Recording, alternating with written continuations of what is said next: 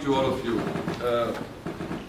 And I must say, first of all, what a great pleasure it is to be here at the University College London. We've just heard of the strong links between India and this institution amongst at very high levels, and so it's a great pleasure to be here in this wonderful hall for this, which has been organized for this meeting. And for those of you who may have missed it, it's a glorious summer day outside. So I completely appreciate all of you being here in this hall. Well, let me begin. Professor Wharton, Lord Billimoria, Mr. Newey, distinguished guests, ladies and gentlemen. I should like to thank all of you again for being here at this, what we consider to be a very important conference on how to enhance partnership between India and UK in skills and training. And our special thanks go, of course, to the delegations from India, some of whom are missing, I understand, but who will be here shortly. And I should particularly like to thank the Confederation of Indian Industry for bringing such a large delegation of educationists from India, who are again likely to join us in the next few minutes. And we are most grateful to you, Professor Wharton, and to the University College London for partnering with the High Commission of India and for the arrangements which we have put in place for this conference today. Ladies and gentlemen, let me begin just by making a few general remarks. I think the Indian growth story, a little bit we heard in Professor Wharton's remarks, even as it is facing some difficulties at the moment, there are some hiccups at the moment, the Indian growth story, for very good reasons, continues to attract a lot of interest. And I think, put very simply, it's the story of a reasonable rate of growth, 8 to 10%, over the last 6-7 years at least. And the objectives are very simple. The objectives are this: how to lift very large numbers of people out of poverty.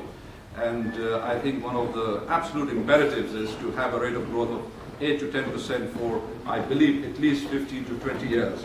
So that's the story, and I think what is of interest is that this is being done in the context of an open, free, pluralistic, democratic society. I think it's the Prime Minister said, so I must give him the credit for it, that it's perhaps a unique experiment which is being attempted. So that's the reason why this growth story is of interest to all of us. I think Professor Wharton mentioned that what happens in India, the sheer fact that you have 1.2 billion people, and if you have over 300 million people being lifted out of poverty, it cannot but impact on other parts of the world also. And I believe that to do this, to continue to achieve this on a sustainable basis, the sustained development with the rates of growth of between 8 to 10% for about 15 to 20 years, I think, to my mind, at least three things are important. We need to make massive improvements in infrastructure. We need much larger investments in health and nutrition.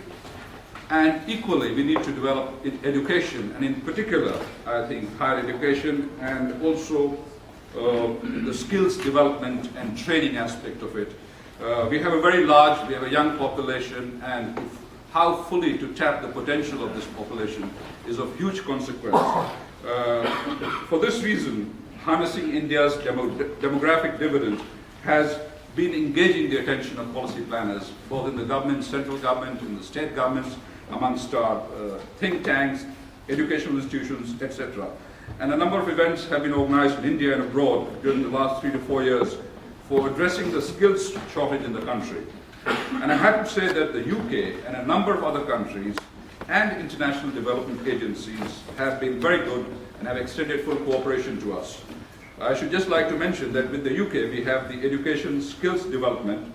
This is a priority sector. It is a sector which is given huge importance in what is known as JETCO, the India-UK Joint Economic Trade Committee.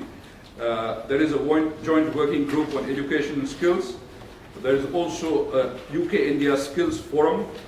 And there is also an India-UK Education Forum, which is at the ministerial level, in which education ministers of both countries meet regularly to review its activities.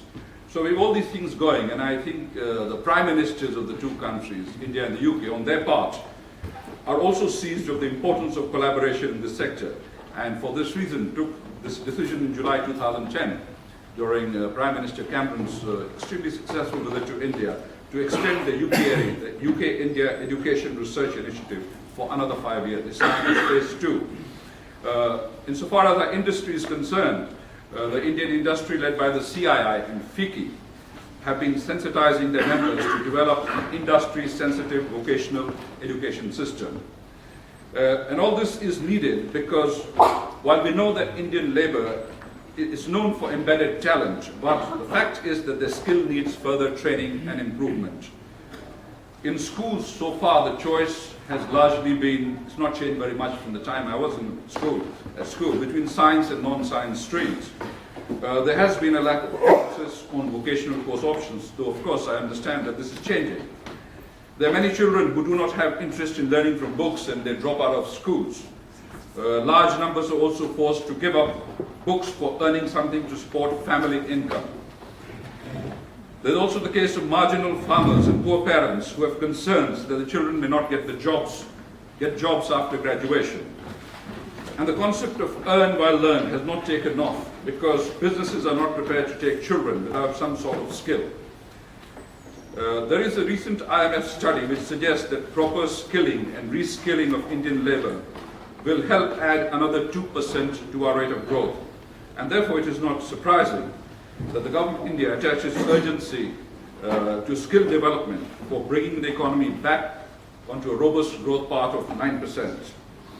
We anticipate that in the next 10 years, over the course of the next 10 years, roughly 500 million people are planned to be brought under the skills scheme. The Planning Commission is working on a composite set of policies to improve skill development in the 12th five-year plan, and this has just taken off last month. The National Skill Development Corporation is in charge of developing public-private partnerships. The Ministry of Labour, on its part, has been engaging the private sector to set up industrial institutes and community development centres all over the country. And the central government is also setting up a credit guarantee fund to improve the flow of institutional credit for skill development.